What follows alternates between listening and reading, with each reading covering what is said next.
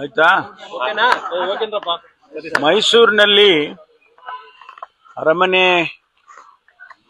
ದ್ವಾರದ ಮುಂಭಾಗದಲ್ಲಿ ಒಬ್ಬ ವ್ಯಕ್ತಿ ಬಲೂನ್ಗಳನ್ನ ಮಾರ್ತಾ ಇದ್ದಂಥವನು, ಅವನು ಹೀಲಿಯಂನ ಇದ್ದಂಥ ಒಂದು ಸಿಲಿಂಡರ್ನ ಇಟ್ಕೊಂಡಿದ್ದ ಅಂತ ಹೇಳಿ ಆ ಹೀಲಿಯಂನಿಂದ ಬಲೂನ್ಗಳಿಗೆಲ್ಲ ಫಿಲಪ್ ಮಾಡಿ ಮಾರಾಟ ಮಾಡ್ತಾ ಇದ್ದ ಸಂದರ್ಭದಲ್ಲಿ ಆ ಸಿಲಿಂಡರು ಬರ್ಸ್ಟ್ ಆಗಿ ಅವನು ತೀರ್ಕೊಂಡಿದ್ದಾನೆ.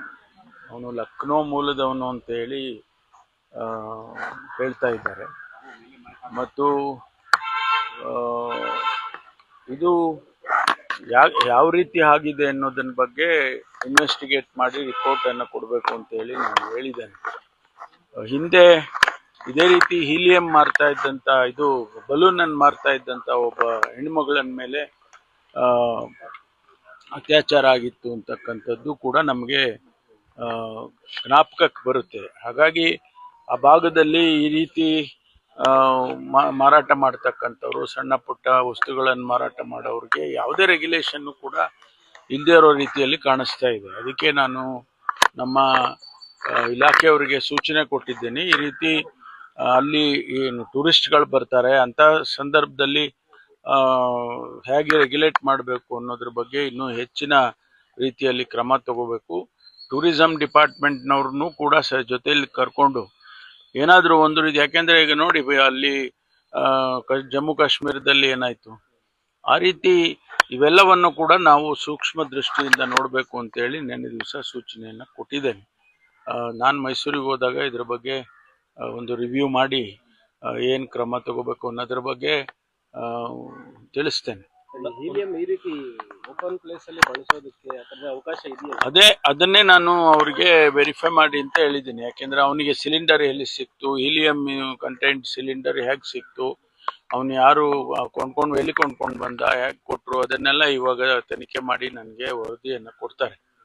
ಉನ್ನತ ಮಟ್ಟದ ತನಿಖೆಗೆ ಏನಾದರೂ ಇಲ್ಲ, ಅವರ ಇದರಲ್ಲಿ ಗೊತ್ತಾಗ್ತದಲ್ಲ. ಅಲ್ಲಿ ಕಮಿಷನರು, IG ಅವರೆಲ್ಲ ಇದ್ದಾರೆ, ತನಿಖೆ ಮಾಡಿ ವರದಿಯನ್ನು ಕೊಡೋದಕ್ಕೆ ತಿಳಿಸಿದ್ದಾರೆ. ಸರ್, ಇದು ನಿನ್ನೆ ಬಸ್ ಆಕ್ಸಿಡೆಂಟ್ ಸರ್, ಅದೀಗ DNA ಹೋಗಿದೆ ಸರ್, ಅದೆಲ್ಲ ಎಷ್ಟು ದಿನ ಆಗ್ಬೋದು ಸರ್? ಅದು ಹೆಂಗೆ ಇಲ್ಲ, ಬಹಳ ದುರದೃಷ್ಟಕರ. ನೋಡಿ, ಅವನು ಆ ರಸ್ತೆ ಇನ್ನೊಂದು ರಸ್ತೆಯಲ್ಲಿ ಹೋಗ್ತಾ ಇದ್ದವನು ಮೀಡಿಯನ್ ಅನ್ನ ಜಂಪ್ ಮಾಡಿ ಈ ಕಡೆ ಬರ್ತಾನೆ ಅಂದ್ರೆ ಏನ್ ಹೇಳ್ಬೇಕು ಇದಕ್ಕೆ ಅಂತ ಗೊತ್ತಾಗೋದಿಲ್ಲ. ಅವನು ಆ ಡ್ರೈವರು ಈಗ ಅವನು ಸತ್ತೋಗಿದ್ದಾನೆ. ಅವನು ಯಾವ ಕಂಡೀಷನ್ ಅಲ್ಲಿ ಇದ್ದಾನೆ, ನಿದ್ದೆಯಲ್ಲಿ ಇದು 2:30-3 ಗಂಟೆ ಸಂದರ್ಭದಲ್ಲಿ ಆಗಿರುವಂಥದ್ದು. ನಿದ್ದೆನಲ್ಲಿ ಅವನು ಈ ಕಡೆ ಜಂಪ್ ಮಾಡಿಬಿಟ್ಟಿದ್ದಾನೆ. ಜಂಪ್ ಮಾಡಿ ಡಿವೈಡರ್ನ ಈ ಕಡೆ ಬಂದು ಬಸ್ಸಿಗೆ ಹೊಡೆದಿದ್ದಾನೆ. ಭಾಳ ದುರದೃಷ್ಟಕರ. ಅವರೆಲ್ಲ ನಿದ್ದೆ ಮಾಡ್ತಾ ಇದ್ರು. ಭಾಳ ಜನ, 6 ಜನ, ಇವತ್ತು 6 ಜನ ಅಂತ ಹೇಳ್ತಿದ್ದಾರೆ. 5 ಅಂತಿದ್ರು, ಈಗ 6ನೇದು ಆಗಿದೆ, 6 ಜನ ಅಂತ ಹೇಳಿದ್ರು. ಮತ್ತು ಭಾಳ ಜನ ಅವ್ರಿಗೆಲ್ಲ ಗಾಯಗಳಾಗಿದ್ದಾವೆ. ಅವ್ರಿಗೆಲ್ಲ ಆಸ್ಪತ್ರೆಗಳಿಗೆ ಸೇರಿಸಿ ಟ್ರೀಟ್ಮೆಂಟ್ ಎಲ್ಲ, ಕೆಲವರು ಗಂಭೀರವಾಗಿ ಆಗಿರ್ತಕ್ಕಂಥ ಸುಟ್ಟು ಗಾಯಗಳು, ಅದರಿಂದ ಗಂಭೀರವಾಗಿರುವಂಥದ್ದು ಟ್ರೀಟ್ಮೆಂಟ್ ಕೊಡ್ತಾ ಇದ್ದಾರೆ. ಬಾಡಿ ಹಸ್ತಾಂತರ DNA ಆಗಲೇಬೇಕು ಎಲ್ಲ ಬಾಡಿಗೂ? ಹೌದು, ಅದು ಯಾಕೆಂದ್ರೆ ವೆರಿಫಿಕೇಶನ್ ಆಗಬೇಕಲ್ಲ, ಅದನ್ನು ಮಾಡಿ ಕೊಡ್ತಾರೆ. CWC ಮೀಟಿಂಗ್ ಇದೆ ಡೆಲ್ಲಿನಲ್ಲಿ, ತಾವು ಹೋಗ್ತಿದ್ರಿ? ನಮಗೆಲ್ಲ, ನಾವು CWC ಮೆಂಬರ್ ಅಲ್ಲ. ನಾನು ಹಿಂದೆ CWCನಲ್ಲಿ ಸ್ಪೆಷಲ್ ಇನ್ವೈಟಿ ಆಗಿದ್ದೆ. ಈಗ ನಮ್ಮ ಹರಿಪ್ರಸಾದ್ ಅವರು, ವೀರಪ್ಪ ಮೊಯ್ಲಿ ಅವರು ಸ್ಪೆಷಲ್ ಇನ್ವೈಟಿ ಆಗಿದ್ದಾರೆ. ಮತ್ತು ಇದು ರೆಗ್ಯುಲರ್ ಆಗಿ ಆಗುವಂಥ CWC ಮೀಟಿಂಗ್ ಅಂತ ಅನ್ಕೊಳ್ತೀನಿ. ಯಾಕೆಂದರೆ 21 ಜನ ಶಾಶ್ವತವಾಗಿರುವಂಥ ಮೆಂಬರ್ಸ್ ಇರ್ತಾರೆ.